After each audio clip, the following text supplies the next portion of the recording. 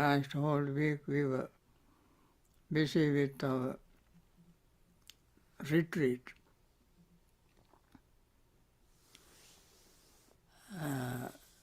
What you call Sutta study retreat. I think you all might have heard, right? Yeah. You heard Sutta studies, Suttas? Yes, Bhante. Yes, we discussed 10 Suttas. Alagadupma Sutta, Megha Sutta, Anuruddha Sutta, Anuruddha. and Sabbasava Sutta, Dakinabhanga Sutta, Mangala Sutta, Parabhava Sutta, Yaggapaja Sutta, then what do you call Dhamma Niyama Sutta, and Parabhava Sutta, Dakinabhanga, what do you call Sigalovada Sutta, like that 10 suttas we discussed. Mm-hmm. Yeah. So today I'm going to talk on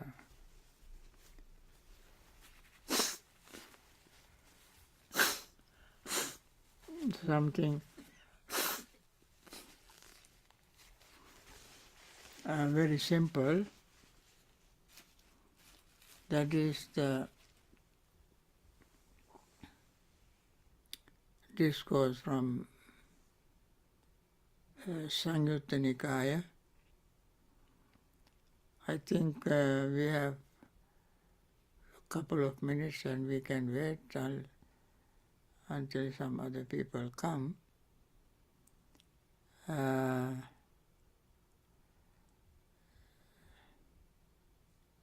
Only very few are there now.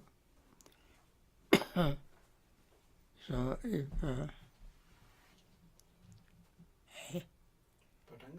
පටන් අපි මේ අතරතුරදී අපි video කරනවා මෙතනක් පොඩ්ඩක් ඔය වැඩසටහන කරන හැටි. ඒක ඩිස්ටර්බ් කරගන්න ඕනේ නැහැ. ඒකට අපි නායකහරු වැඩි කරගෙන යන්න අපි මෙතනට වීඩියෝ කරගන්න. Okay.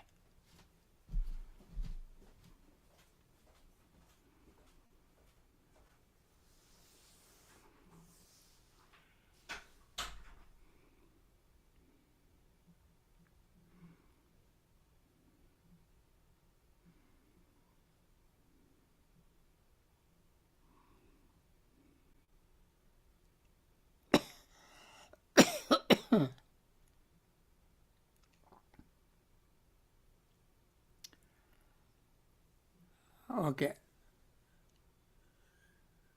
Let them come, and we want to continue our talk.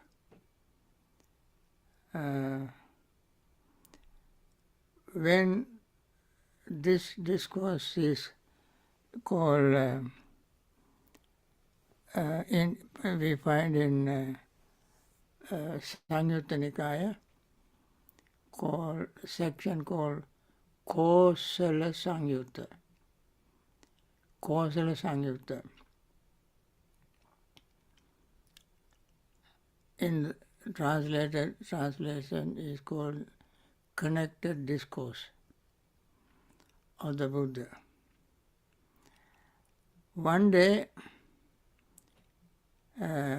King Kosala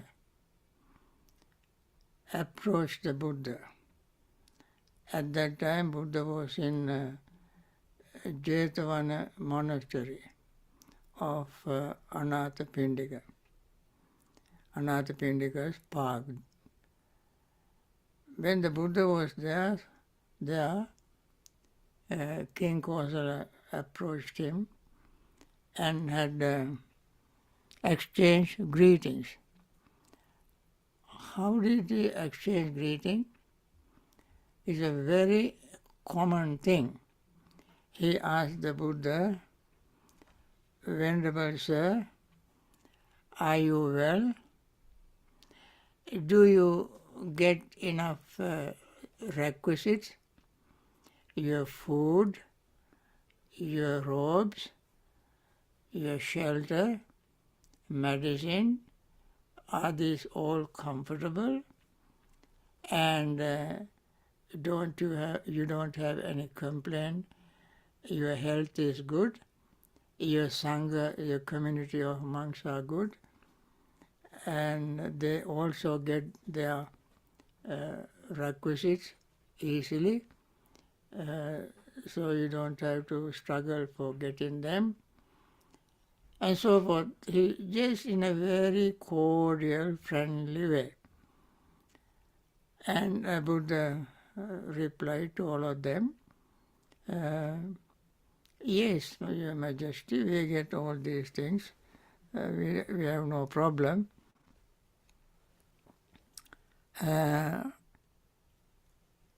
Then during that time, there were various type of religious leaders. They had a reputation that they all were very, very holy, noble, and attained full enlightenment, and many among, especially among uneducated people, they were very famous as fully enlightened persons. So, who are they? They are Purana Kassapa, Makkali Kosala, Niganta Nathaputta. Makkali Kosala means he was born in a cattle pen. Therefore, he is called Makkali Kosala. Niganta Nathaputta, he is the son of Natha, since he was so practicing very simple living. He did not have any desire even for clothes, so he went on naked, because he thought if he wore clothes, it is little more cumbersome. He had to wash them, clean them, and eventually he would be attached to the clothes, and therefore he did not even want to wear the clothes. That kind of simplicity he wanted to practice. Then Sanjaya Bellatiputta, Bellati's son called Sanjaya, Pakuda Kachayana, and Ajita Kesakambala. His name is Ajita. Kesakambala means he wore clothes made of hair. Kesa means hair. Kesakambala means he collected enough hair to make clothes, and woven and spun, and made his clothes out of that. So very simple life. And they were very senior monks. They existed even before Buddha attained enlightenment. They existed, and therefore they made a good reputation as elderly, senior, enlightened persons. Then King Kosala heard this reputation of these 6 ascetics, and he invited them to the palace. Since they knew that they really were not enlightened, they were reluctant to go to the palace. And then king insisted and sent messengers to asking them to come to the palace again and again. So with great number of their followers, they went to the king's palace. In the palace, there were many very comfortable seats arranged for them to sit, and king invited them to sit down. In the palace, they felt so embarrassed, they felt themselves very low in front of the king. They were sort of intimidated by the king's majesty, and therefore they did not want to sit on this luxurious, comfortable seats. They sat on the floor. When the king saw them sitting on the floor, that instant king lost all the faith in them. These are very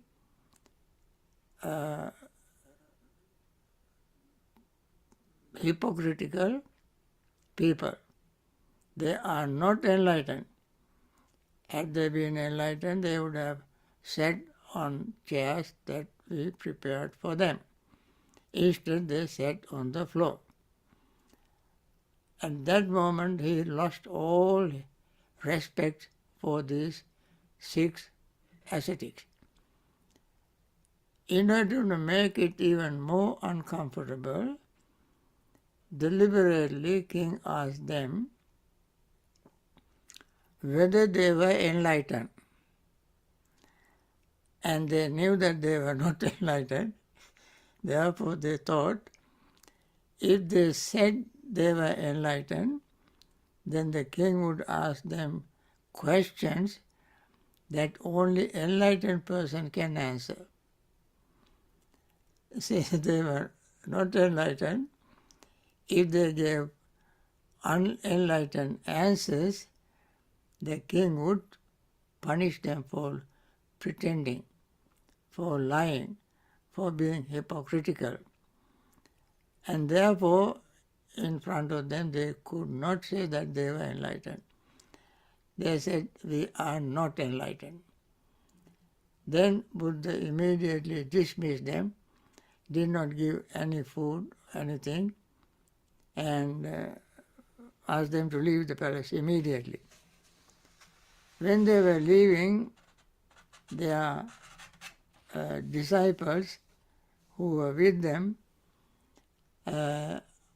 asked them, Venerables, why did you say that you were not enlightened?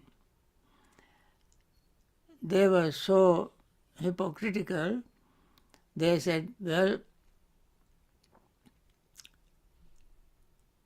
king,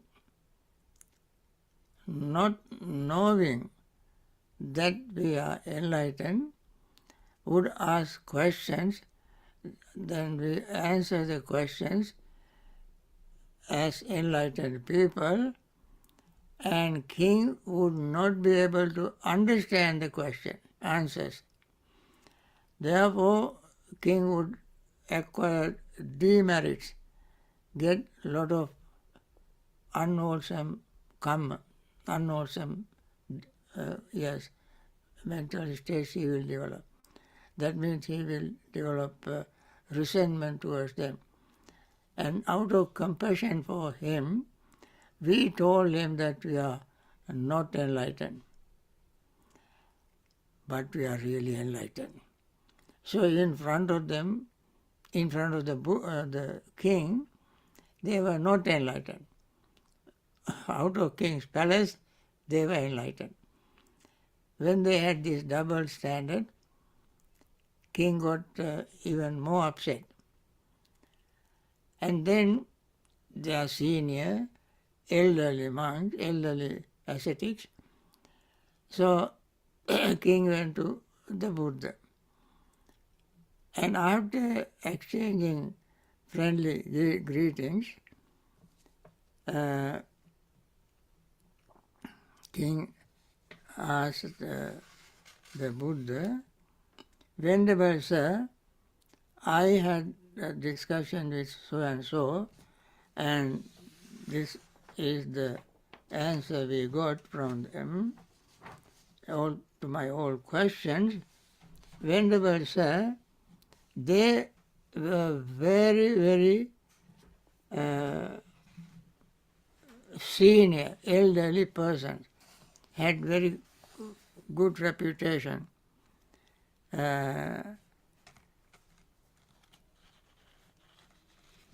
And you are very young.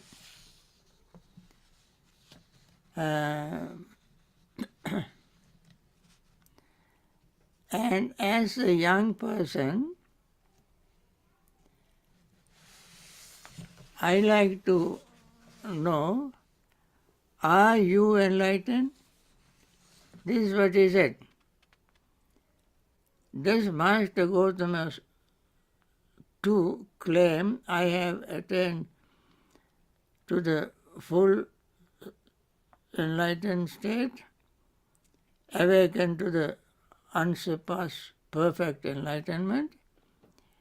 If great king, Buddha replied, if great king, one speaking rightly could say of anyone, he has awakened to the surpassed perfect enlightenment, it is of me that one might rightly say this, for I, O great king, have awakened to the unsurpassed perfect enlightenment. And then king told the Buddha, now this very elderly, senior, ascetic, 6 of them, said they were not enlightened. But you, although you are very young, you say that you have attained full enlightenment. So, then he asked, so why then should Master Gautama made such a claim when Master Gautama is so young? Then Buddha gave him a very beautiful advice. He said, Your Majesty, there are 4 things that should not be underestimated, despised, and disparaged as young. What for?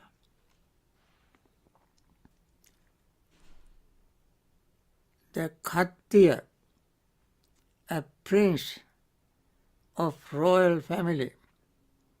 He may be a little boy. Don't underestimate him. Don't look down upon him. Don't belittle him. Should not be despised and disparaged as young. And the next is a snake. No matter how small, poisonous a snake is, don't underestimate, don't belittle. And third is fire. Even a little spark of fire, don't underestimate. And the last is a monk who may be a little samanera. Now, don't underestimate them. Now, this is what it means. If you do not respect a prince coming from royal family, even today, a boy born to royal families is highly respected by people. If not, as this boy grow up, he would become a king. Then he would punish you. He would conceive grudge for not giving him due respect. And therefore, you must respect him. In the Buddha's time, even today, out of respect, people get up from their seat when they see the respectable person. Or if they have they're on the way, very narrow path, they must move out of the path as much as possible and let this person continue, this respectable person. And in a crowd, he must maintain the distance between him and you.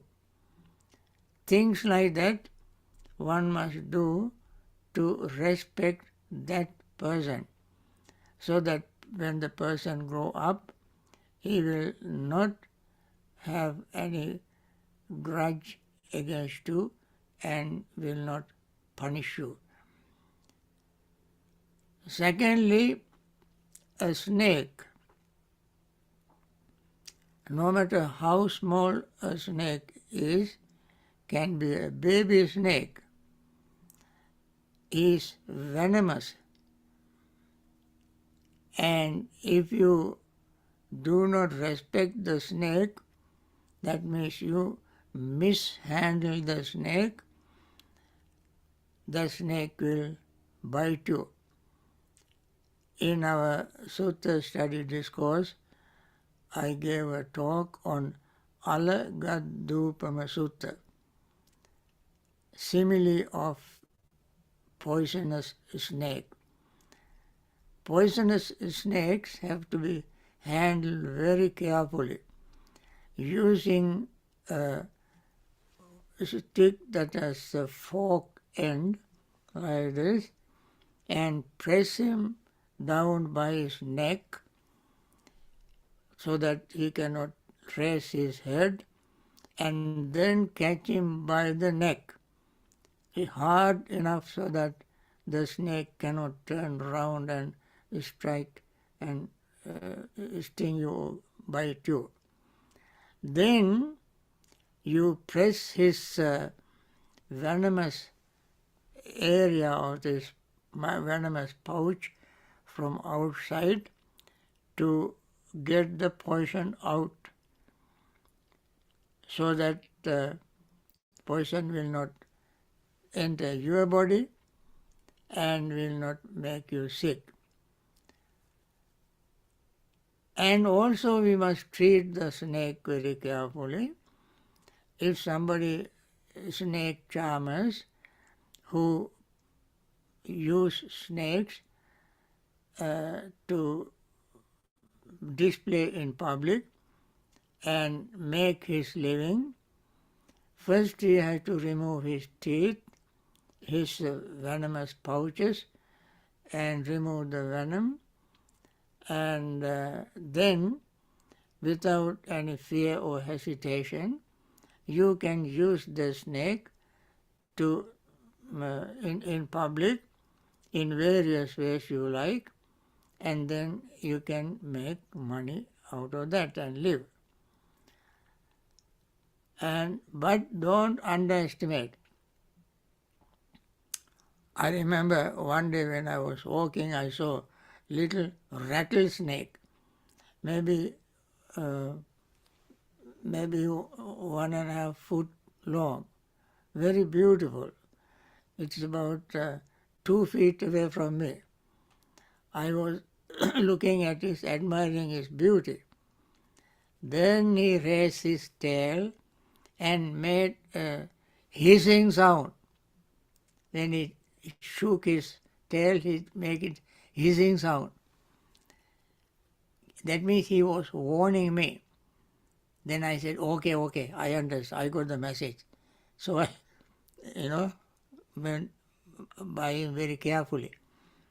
If I didn't do that, and since he was very little, if I pick him up, he would sting me. He sting me and make me sick. So we have to respect. This is how we respect the snake, the small snake. Then but don't think that is a snake and take him and put on your lap or try to play with him. You cannot do that. And the third is fire. Even the little spark, you just don't pick it up and put it in your hand or put on your lap or put on your head. And this spark can eventually burn down whole forest, a house, and it can kill many insects, animals, even human beings, if we do not treat fire very respectfully. Don't underestimate the heat of fire, the danger of fire. The fire can hurt us. But if we treat the fire correctly, rightly, that fire we can use for cooking, heating, and doing all sorts of things. You remember from the time people invented fire or discovered fire, so many things they got, so many benefits people get from that fire. But at the same time, we have to be very respectful towards fire. Don't try to play with fire. Playing with fire is very dangerous. So that is the third thing Buddha said. And the fourth thing is even more important. Fourth thing is that we have to treat very carefully is a monk or even a nun. The monk or nun, you can ill-treat, abuse, belittle, underestimate, thinking that he is what after a little boy or little girl wearing the yellow robe and shaven head and so forth. That is very dangerous. Dangerous to the person in the sense by outer appearance of a monk, one should not conclude that this is a little one. That may be even an arahant, but very young. If you all remember, King Ashoka became, he was Ashoka the wicked, eventually became Ashoka the righteous. Chandasoka became Dhammasoka. Chandasoka means Asoka, the wicked, criminal. Dharmasoka is Asoka, the righteous. How he became king of Asoka, the righteous? Because one day he saw a little novice monk, and he was very highly disciplined. His movements are very serene, composed, peaceful. He would not be looking around and playing like other young ones, but he was moving, walking very carefully, very mindfully, practicing mindfulness, following the principles in the mindfulness practice. You see, we have to walk mindfully, going forward, backward, looking away, and wearing robes, drinking water, eating and urinating, defecating, talking, and all this one must do very mindfully. That's called sampajanya in Pali, Satipatthana practice.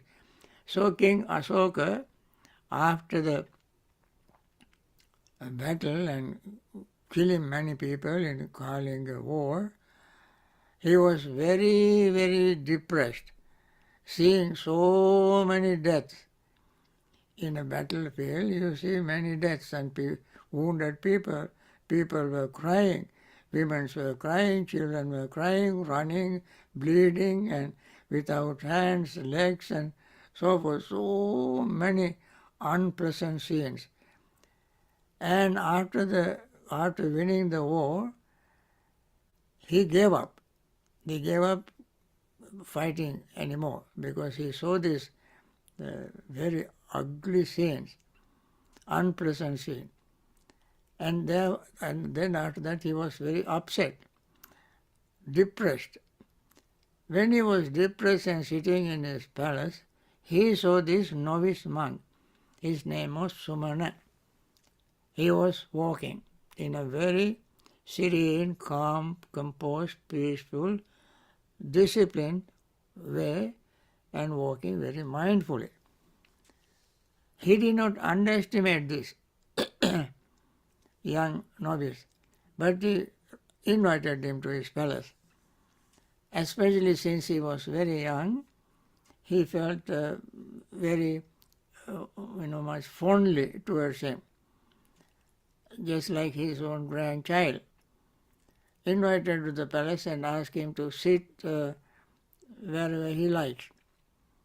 Then this little novice monk, with very great difficulty, climbed to the throne of the king. Now remember those ascetics in Kosala's story, when King Kosala arranged luxurious, comfortable seats for them to sit, they sat on the floor because they all felt guilty and they had fear if they sat on comfortable chairs in front of the king. But this little novice in front of the king, instead of sitting on an ordinary chair, he climbed the king's own chair, throne. And king was so impressed.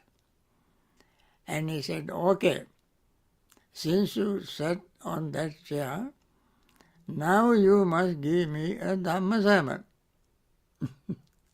So this little novice gave a sermon on heedfulness.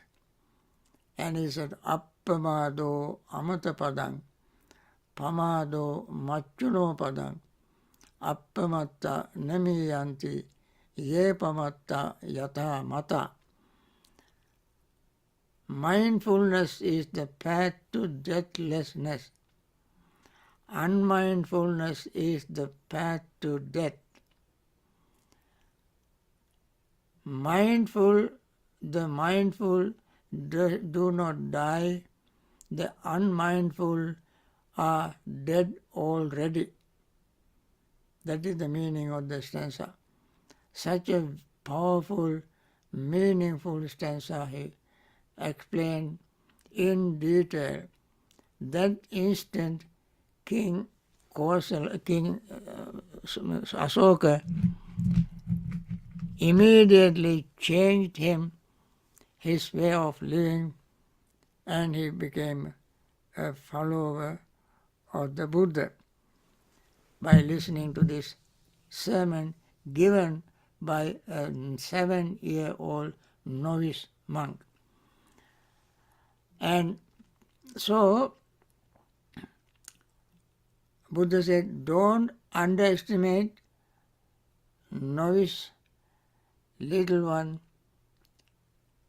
as a monk, and don't belittle him.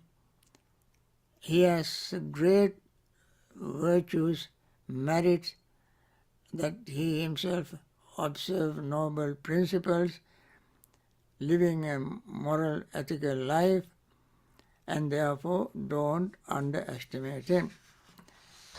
And then he explained it in even more, even further, in some stanzas. I don't think I have time to explain the stanzas. So this is how the Buddha explained that although he was young, compared to those 6 ascetics, he was fully enlightened. Fully enlightened. He must have been just after enlightenment at the age of 35. Maybe King Kosala might have met him a few years later, maybe at the age of 40 or something. Those other 6 ascetics pretended to be holy and enlightened, must have been 50s, 60s, 70s year old. But the Buddha was only younger, much younger to them. And yet Buddha was perfectly enlightened. And that is why Buddha said, when king asked whether, although you are young, are you enlightened? The Buddha said, he made the lions roar without any hesitation, any fear, in front of the king. He said, if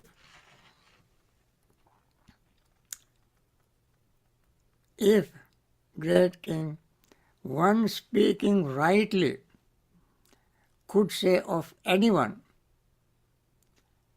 he has awakened to the unsurpassed perfect enlightenment, it is of me. It is of me.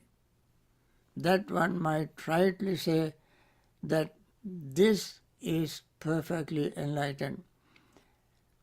For I, great king, have awakened to the unsurpassed perfect enlightenment, indisputable enlightenment, unquestionable, undoubted enlightenment he attained. He attained enlightenment, and therefore he was able to make lions roar. And then the king was so impressed. He declared his pleasure, his joy, happiness in many, many ways.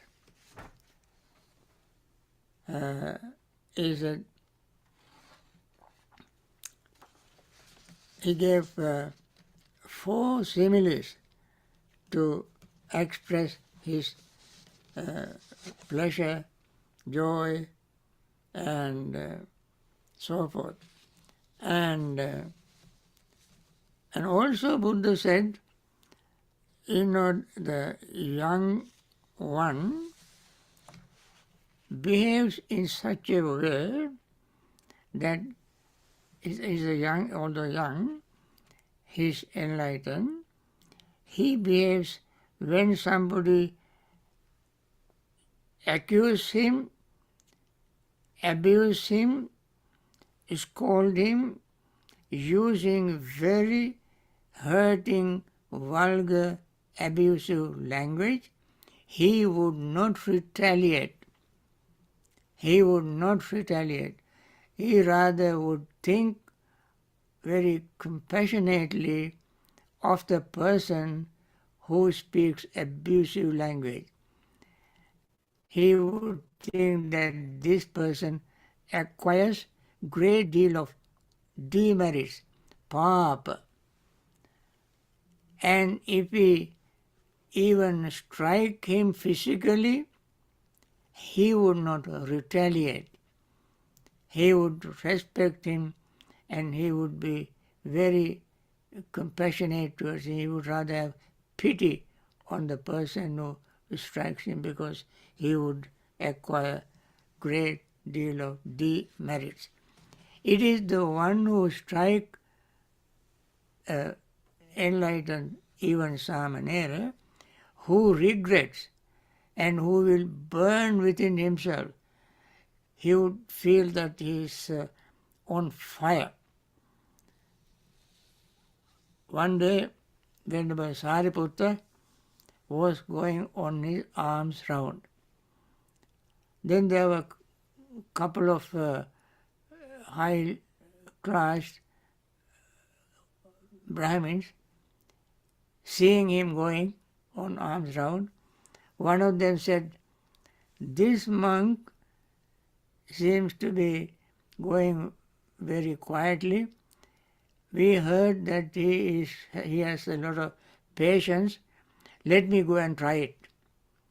So this man went behind Venerable Sariputta and stretched his hand, gave a big blow to Venerable Sariputta. Sariputta was thrown few feet ahead. Venerable Sariputta even did not turn back and look at the person. He continued to walk. Then this man felt so bad, so guilty. He began to feel as if he was on fire. He immediately went in front of this monk, Venerable Sariputta, bowed down to him and asked him to forgive him. When he asked him to please forgive me, Venerable Sariputta asked him, "Why are you asking me to forgive you? It was I who gave a strike, struck you so hard." "Is it so? I forgive you, don't worry." This man felt even more guilty. And he said, "Yes, Venerable Sir, if you really forgive me, please come and have lunch in my house." Sariputta said, "Okay." He went. When he was eating his lunch in this man's house, Venerable Sariputta heard a big commotion outside. People said, get him out, beat him. And then Venerable Sariputta knew other people who were in that area heard this man beat him, struck him hard, and therefore they wanted to beat this man. And they gathered around this man's house. Venerable Sariputta knew that this person is going to get into very deep trouble. So Venerable Sariputta, after eating, gave his alms bowl to this man. So long as he was holding his alms bowl, these people would not beat him. when they were coming out of this man's house, people asked, Venerable Sir, take your arms all back. Buddha asked, Sariputta asked, why? We want to beat him. Really, why do you want to beat him? Because he beat you. If he beats me, I have forgiven him. You don't have to worry about it. You go home. I have forgiven him. This kind of state of mind can have only in the person who has developed his mind, patience, understanding. So that is why Buddha said, don't underestimate the person by his outer look. So when the Buddha gave this instruction to him, King Kosala was very, very impressed, and he said, he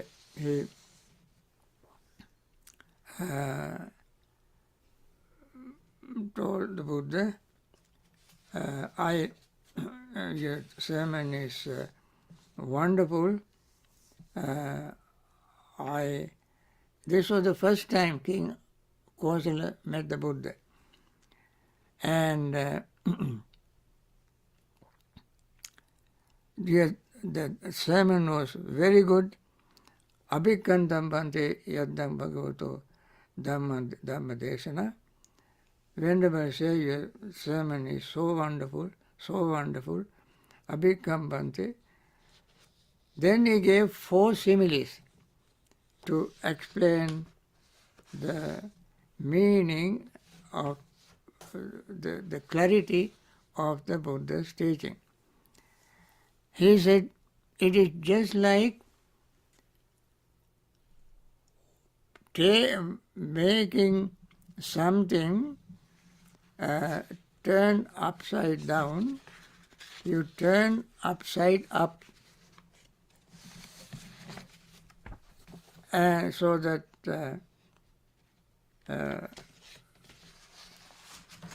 he said, this is what he said. Magnificent Venerable Sir, the Dhamma has been made clear in many ways by the Blessed One, as though he were turning upright what had been turned upside down. First simile,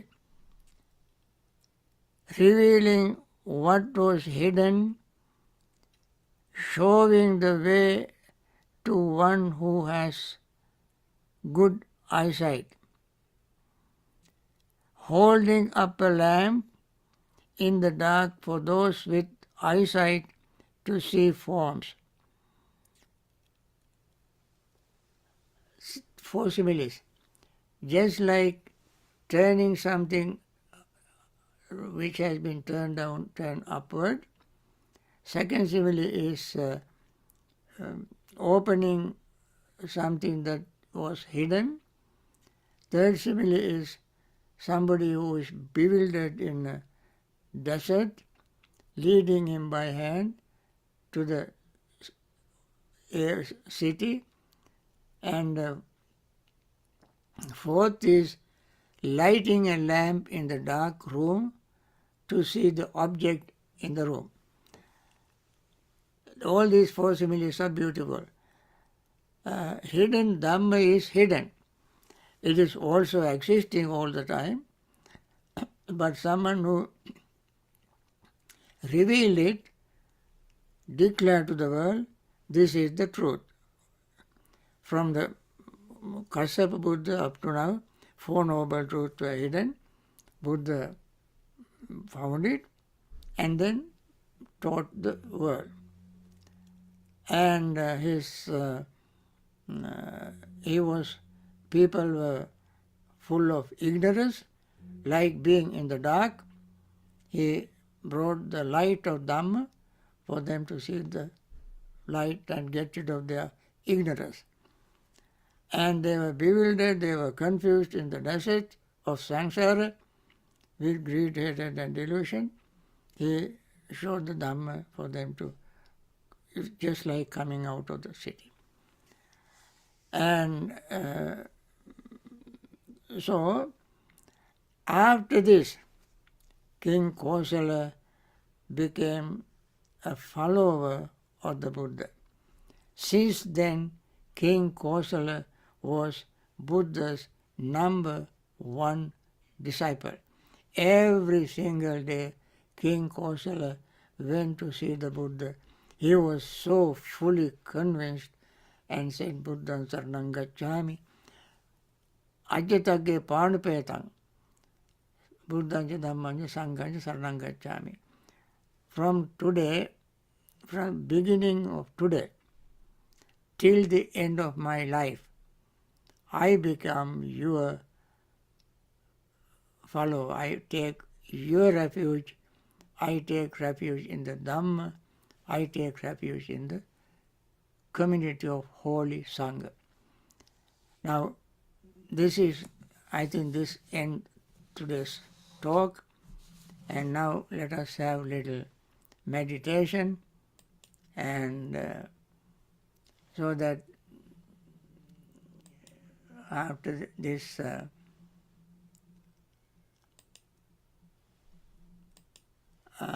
until I ring the bell, we meditate. You don't need too much instructions, but let us recite this metta discourse, loving friendliness discourse. May all beings be happy and secure. May all beings have happy minds. Whatever living beings there may be, without exception, weak or strong, long, large, medium, short, subtle or gross, visible or invisible, living near or far, born or coming to birth, may all beings have happy minds. Let no one deceive another, nor despise anyone anywhere, neither from anger nor ill will should anyone wish harm to another. As a mother would risk her own life to protect her only child, even so towards all living beings one should cultivate a boundless heart. One should cultivate for all the world a heart of boundless loving friendliness, above, below and all around, unobstructed, without hatred or resentment. Whether standing, walking or sitting, lying down or whenever awake, one should develop this mindfulness. This is called divinely dwelling here. Not falling into erroneous views, but virtuous and endowed with vision. Removing desire for sensual pleasures, one comes never again to birth in the womb. With this metta thought, let us practice meditation.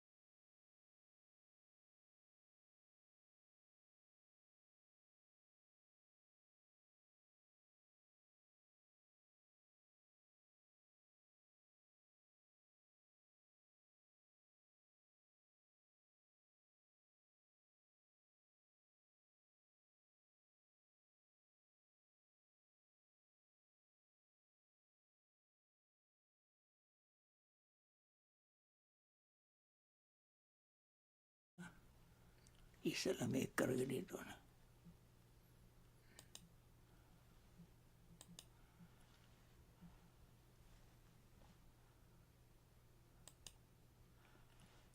ඊපස්සේ මේක off කරලා. new share. Stop share. නෑ new share නේ. එහෙමයි. new share හරි. දැන් දන්නවා.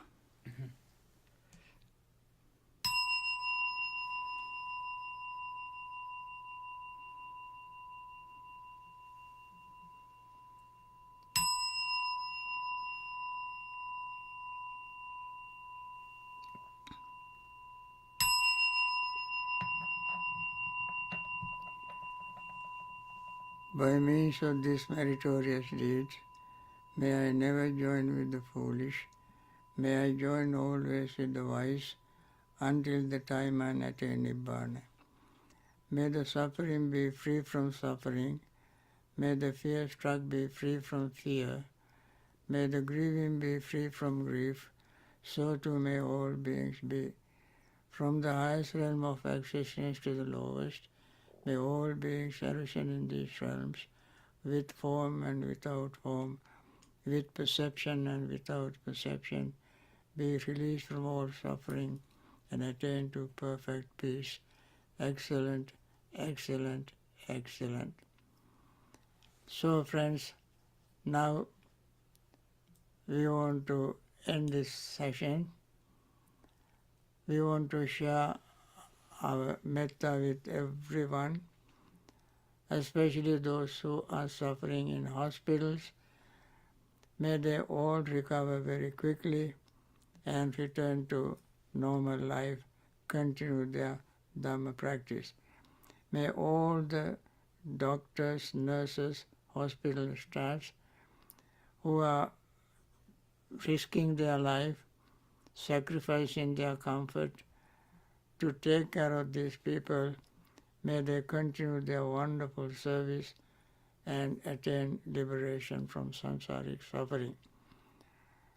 May all those who are grieving the death of their loved ones, may they be free from grief and continue Dhamma practice, understand the nature of Dhamma, nature of life, and attain liberation from samsaric suffering.